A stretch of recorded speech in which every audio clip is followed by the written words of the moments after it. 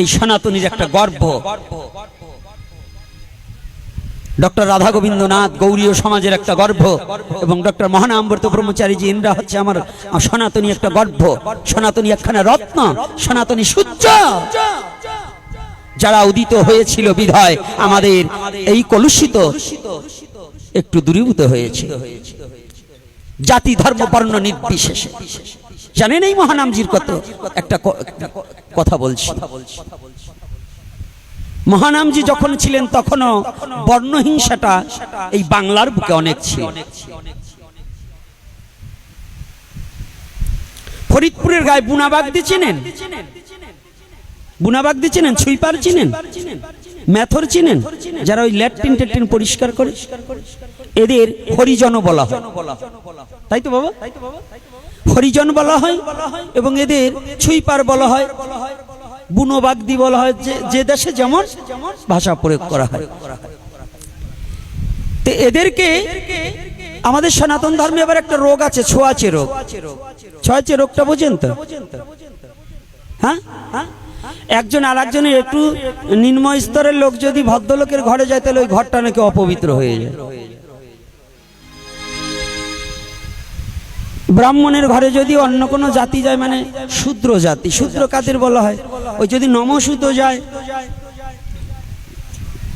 আমি এবার বলবো না, বলতে গেলে এবার কষ্ট। যদি এবার ওই দলের লোক দুই চারজন থাকে, কেন মনে মনে আমার বকবেন না, থাক বলবো না, হ্যাঁ হ্যাঁ বলতেই হবে, সত্যি বলতে। তো ভাবছেন নাকি না বলিয়ে যাবো? আমি না বলা লোক না, আমি না বলিয়ে যাবো এই জন্য কি গৌরহরি আনছে?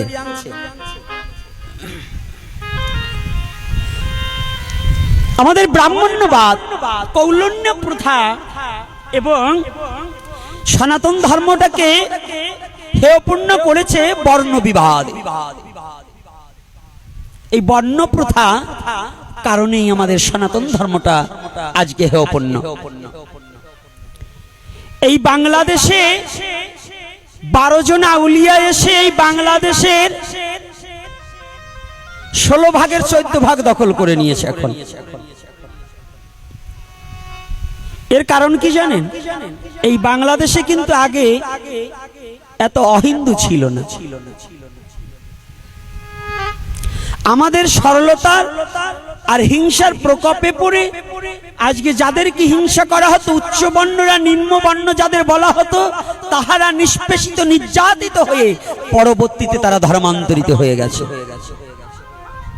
এজন্য দায়ী আমাদের বর্ণ প্রথা এবং কৌলন্যতা, তাই তো বাবা?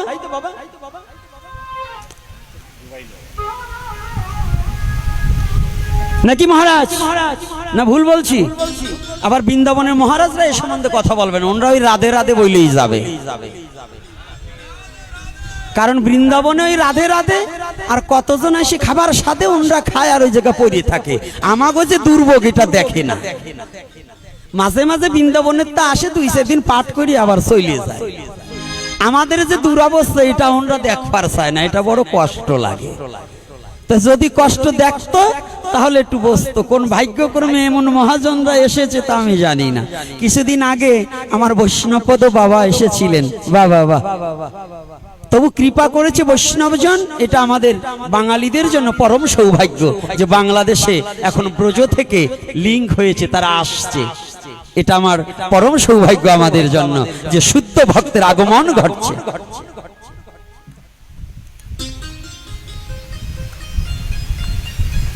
আজকে তৎকালীন সময়ের কথা বলছি, মহানামজিও তখন,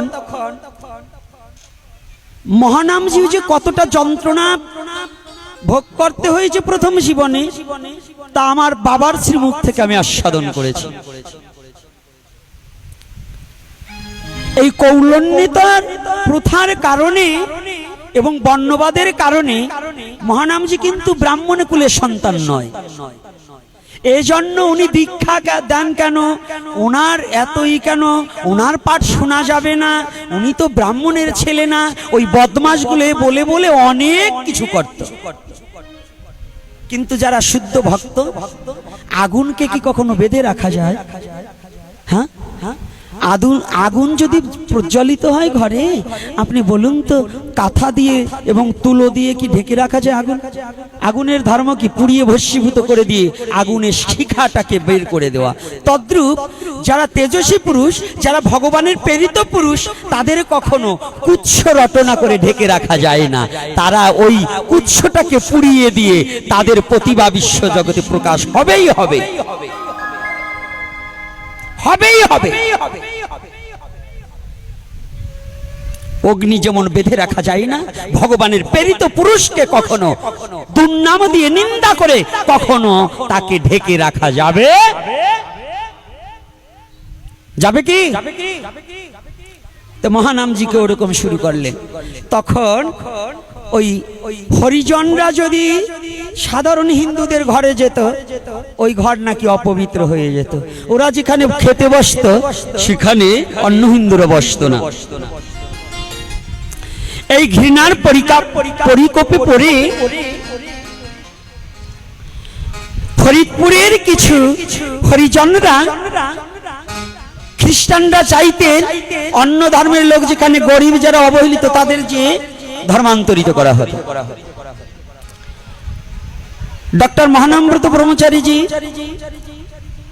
উনি একটা কথা বলেছেন, কোরআন চলে শক্তির জোরে, বাইবেল চলে টাকার জোরে, আর আমার শ্রীমদ ভগবত গীতার ভাগবত চলে ভক্তির জোরে। কথাটা কি বুঝতে পেরেছি? তৎকালীন সময় খ্রিস্টান ধর্মের প্রচারটা বাড়তে লাগলো। তো এই হরিজনেরা খ্রিস্টান ধর্ম গ্রহণ করার জন্য রওনা দিলেন। তখন আমার এই প্রীতম বাবাও মহানামজির কাছে যাননি, গিয়েছেন বাবা? যায়নি। ওই সামনে বলি, কারণ আমার বাবার কাছ থেকে আমার শ্রবণ করা, নিশ্চয়ই আমার বাবা এই কথাটা মিথ্যা বলেনি, এটা আমার দৃঢ় বিশ্বাস,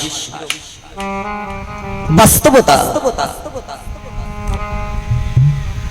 তখন কয়েক হাজার হরিজন পার্টি তারা একসাথে খ্রিস্টান ধর্ম গ্রহণ করবে, রওনা দিলেন।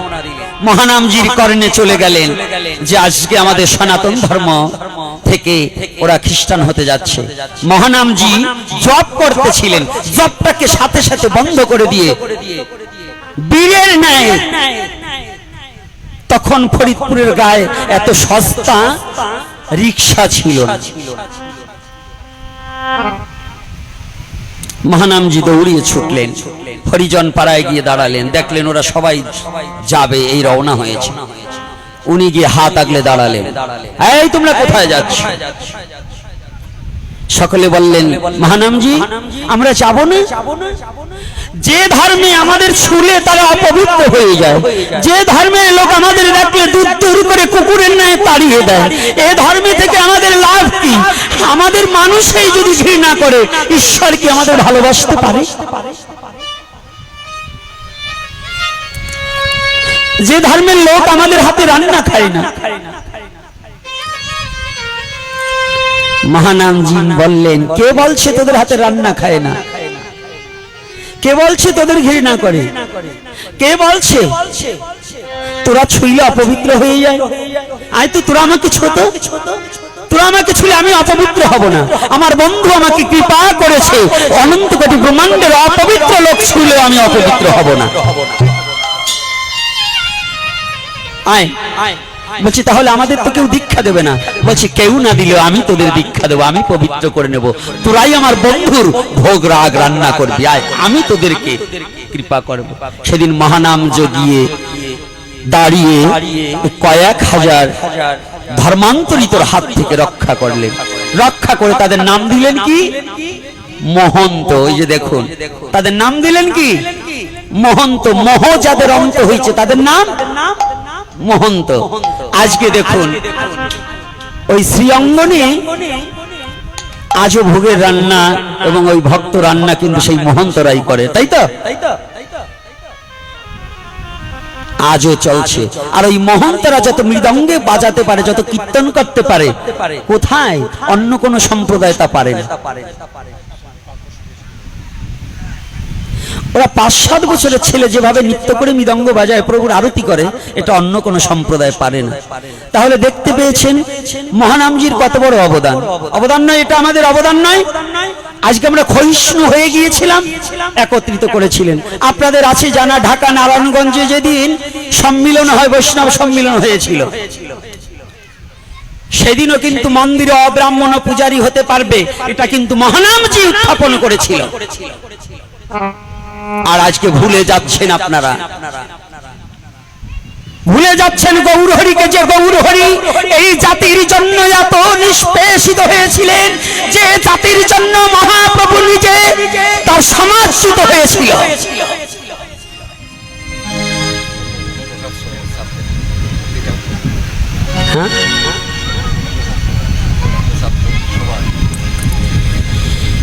এখন এই যে মহাপ্রভুর নির্দেশনা, ওই যে আর একটা কথা মনে পড়িয়ে দিয়েছে, কত বলবো, বলতে বলতে এখন বাংলাদেশে আমাকে অনেকে চোখ পেতেই দেখতে পারে না।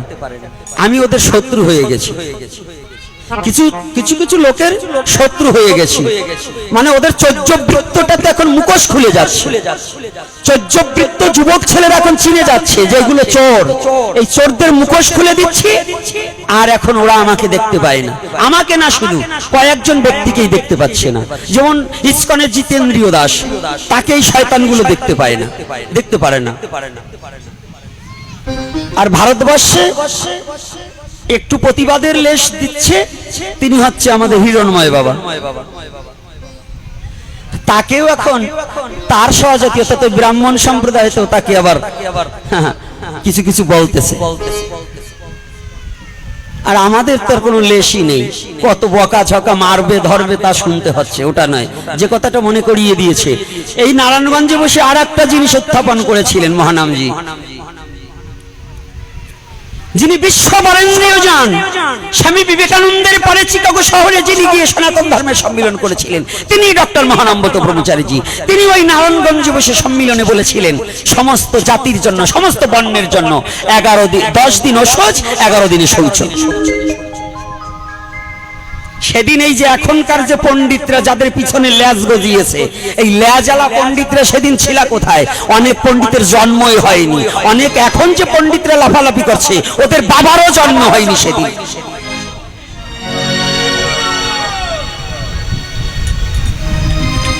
যে পণ্ডিতরা এখন লাফালাফি করছে, মহানামজির একটা লোমের সমান দামও তোমাদের হয়নি বাবা। এত লাভ ভালো না। বলো তো, কলা দেখলে লাফায় কারা? হ্যাঁ, ভালো করে বলেন। বাদরে, বানর। ওরে বাবা, বানর তো আবার কয়েক প্রকার আছে, লেজ ছাড়া না লেজালা।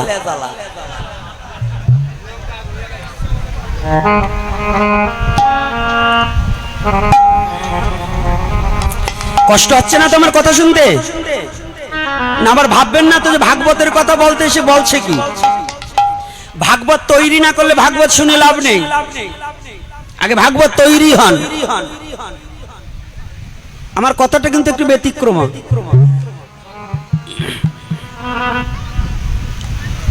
এই লেজালা বানর তো গাছে থাকে, আর লেজ ছাড়াটা মাটিতে থাকে, এই আমাদের মতো মানুষের মতো।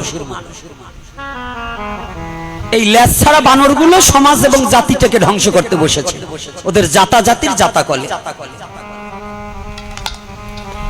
এই জাত নিয়ে যেগুলো লাফালাফি করবে, বুঝবেন ওই কটাই লেজ ছাড়া বানর। সাবধান, ওইগুলোর সামনে কখনো থাকবেন না।